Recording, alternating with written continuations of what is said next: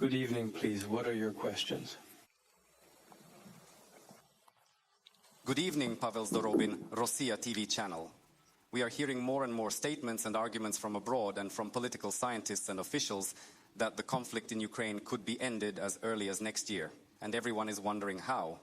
And in the team, Trump is talking about it. That's what they say about us here. They're the people and your mouths were used to drink meth. So you are also striving for the top. And in the Trump team, they say and directly state that the conflict can be frozen subject to a guaranteed delay from Ukraine's accession to NATO for 10, 20 years. How do you like this form? Is anyone talking? The Trump administration has its reasoning with reference to the special envoy for Ukraine. In this crisis, I'm not sure what they are saying now. The newly forming team of the incoming President of the United States. I know what you told me about this. This is not a melting point.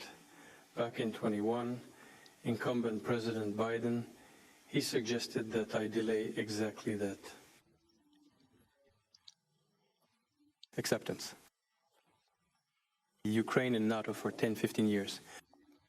Because she is not ready now, to which I answered reasonably, well, yes, she is not ready today, but you will prepare her and accept her, historically, so to speak. Distances and deadlines provide a moment for contemplation.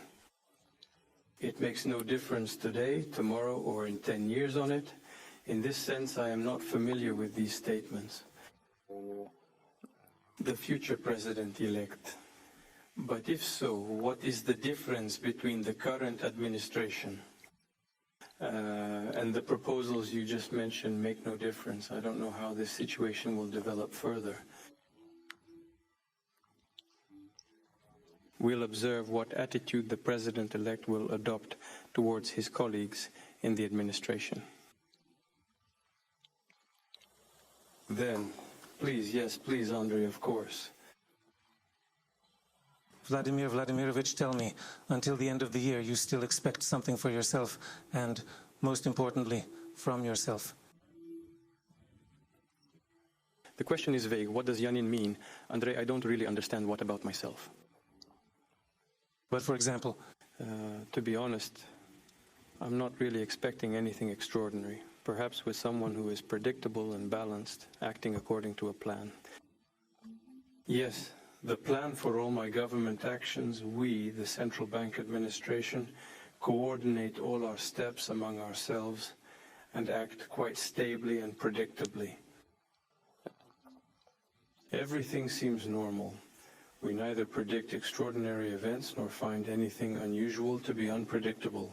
Someone is waiting for a hazelnut to take off and land, for example. You get it. We always respond in kind. They use certain weapons against us, and we use the same ones. But check the situation at checkpoint 57. Attack system.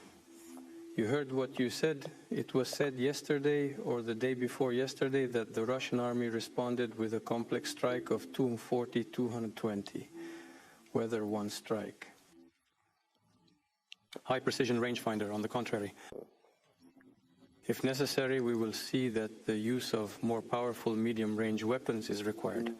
Of course, we use it, but we are not in a hurry, because it is not a secret. But we do not hide it, and I said, we still have a few of these hazelnut systems. We have them. And not a single system, but we will not write off using them, because this weapon is powerful. Designed to solve certain problems. We have begun serial production, and now we will manufacture the correct quantity, ensuring we have what we need across Belarusian territories. Our approach is methodical and systematic in nature. However, we cannot rule out the possibility of utilizing it today, tomorrow, or whenever necessary. Maybe it's already spinning. I implore you, please, strongly. We're coming to a leap year, and as a leap year should be, it's been a tough one. Is this what you would like to see next year? What is the most important thing for you when it comes to Russia? Of course, the most important thing is the well-being of the Russian people, the standard of living, stability. The decline in the economic sector signifies stabilizing inflation to prevent cyclical spikes, ensuring continuous economic growth.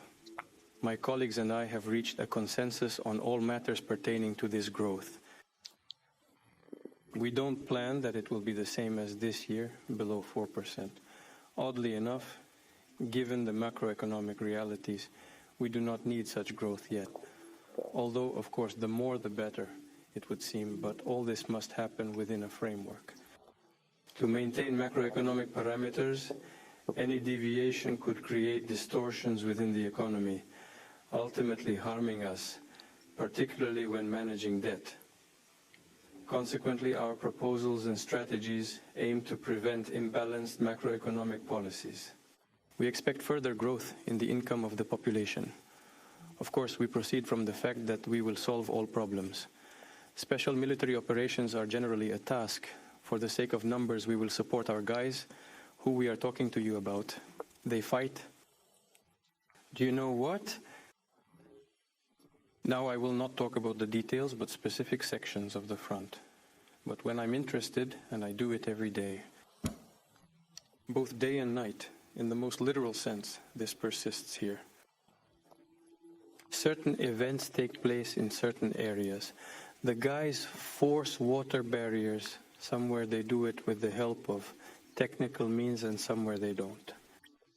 I inquire of commanders, how do the guys manage this water obstacle? Whiting? Then you and I are 70 without any warmth. It's windy outside. We stand without heat and light, but the guys are waiting. What is this? Here they go, trudging along. This means that the chest is in the water and the machine gun is carried from above. They're at war. For Russia, we proceed from the fact that we will achieve success on the line of combat contact, and will achieve those successes. Solving those problems in the economic sphere is the base. Total solution of social issues, issues of military security, security in the broadest sense of the word, that we will move according to the planned plans. I have reason to believe that this will be the case. Please continue. Thank you, Olga Matvieva, Mayak radio station Vesti FM, residents of the Kursk region who suffered from shelling in the city. They have now begun to receive housing certificates, which they can use to either repair damaged housing or buy other housing in different regions of Russia, Belgorod region. A little different fits there. Well, to be more precise, a completely different approach there is money for residents. Money goes to special accounts, which they can then only use to repair their damaged houses. Tell me. Are the federal authorities planning to introduce Belgorod region and housing certificates in the same way, so that they can spend them to purchase housing in other regions of Russia and perhaps move to safe places if they want to? Thank you. We think such matters should be resolved by local and regional authorities through discussion with the community. The task of federal authorities, the Ministry of Finance, is to allocate the necessary financial resources. We have money and we give as much as the region needs. Region for dialogue with people. This is exactly what I want to emphasize, and I will repeat once again, to choose the most optimal way for yourself and for people to solve these issues. If someone will decide in the Kursk region in any other place, what? It is better to get certificates and give people the right to choose to buy housing anywhere. On the territory of the Russian Federation, we will meet people. For us, the only task is to ensure that the people who have suffered so much, therefore, have gone through difficult trials so that they can solve their fundamental problems. But one of them, of course, is housing, so it's not even a question for us. This is a matter for regional authorities. I just spoke with the governor of the Belgorod region. I came to you. Well, we discussed various issues, but we constantly contact and we will do as they recommend us. And I hope that their recommendations will be based on the wishes of those people who live in these territories. That's it. Now, yes, I promised you, yes, please. Hello. Vladimir Vladimirovich, young man life is coming to you. You yourself just said that you're constantly in touch with the commanders day and night, which means you have the most complete information. Situation on the line of combat touch. Complete. Complete. Not the easiest to say, but significant enough. Is your intuition developed? Have we noticed for yourself what you believe? Do you believe that in 25 years the conflict will be over even now with our victory? Yes, I believe in God, and I know God is with us. Anything else, please? I am against the TASS agency Yulia Bubnova. They wanted to ask Robert Fitz to visit us last weekend. He came. Could you tell us what was agreed upon? Has it been possible to resolve the gas issue with supplies to Slovakia and Europe? In general, is it true that he offered his country as a platform for negotiations with Trump? If you answered, thank him. Do you know us? Generally, we refrain from making our discussions public unless we agree to notify the press. What do we concur on? Well, I think Mr. Bird won't take offense at my words. Indeed, he mentioned that if negotiations will be on a peaceful settlement, but I want to emphasize that I don't know Mr. Film. He may have some kind of skirmishes with the incumbent. The Ukrainian leadership there and someone else in the European Union, somehow not everything is working out there. They differ from the point of view of mutual understanding, but he spoke first and foremost about a peaceful settlement in the Ukrainian direction. He is for this, and he is for this, as they call it, both fueled and drowned for this. So here I don't know what claims there may be against him from Europe or anyone else, but this is exactly what he talked about, and I will focus my attention. 1, 2. Regarding the venue, he mentioned that if it came down to negotiations, they would be pleased to offer their side a location for such discussions. We don't mind if it reaches that point. Why not? Because Slovakia takes such a neutral position. From our point of view, this position is neutral, and this is an acceptable option for us. Regarding the agreement in the field of energy, we have always been in favor of supplies. We have always been in favor of depoliticization, economic issues. We have never given up on supplies to Europe. Please, we refused. I've said it 1,000 times. I can say it again. Poland closed the route through their territory. Well, so that no one hit him on the current route, there are no explosions. For it to work, all you have to do is turn on the button, and everything will go through the territory of Poland called Yamal. Europe passes through.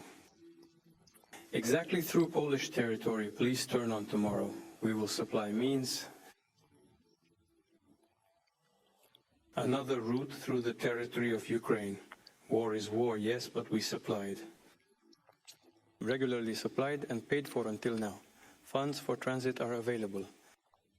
Well, what does it mean that Ukraine took 2 routes there through Sudza and through Okranovka and Sakharanovka? This means that our troops took control, and for 6 months, in my opinion, even if it was no longer calmly, all this functioned. There were Ukrainians at this checkpoint. Specialists, they worked there, no one offended them, no one touched them, they functioned calmly there, everything was fine. Then for some reason it occurred to someone in Kiev that it should be closed. They took it and closed it under the pretext that Russian troops control it. 6 months ago, what were you thinking? Everything worked, which means there were some reasons, others. I don't understand which ones, but now the court is there. Fighting is going on, and they are actually under Ukrainian control, but we just continue to supply 14 million per year per day. Do you understand? So if nevertheless, despite the fact that they now control the court, they announced that they would extend the contract. There will be no transit contract. We did not say that we were ending, but they announced that they would not renew the contract. Well, they won't. Don't worry about it. They're biting their hands, as I said, with Europe. Because without European support, Ukraine not only cannot exist at war, but now they are punishing the same Europe by closing the contract for the supply of our gas. Transit contracts in on in. Europe means you're not just under $500 per 1,000 cubic meters. Gas prices have risen. With no new contracts possible post-1504, prices will increase further. Our stance is not to provoke. Politicians are responsible. What exactly is the problem? They are indeed. They announced that they would not renew the contract, and then they realized that for them, for themselves, this is a problem. There was quite the fuss. What did you start to express yourself about? Essentially, they began to appeal to everyone to have someone other than Ukraine conclude a contract with us for this transit. This means that on the territory of Ukraine, it is under the control of Gazprom, and on the territory of Ukraine, it is under the control of someone else, so that I do not know the relevant structures there.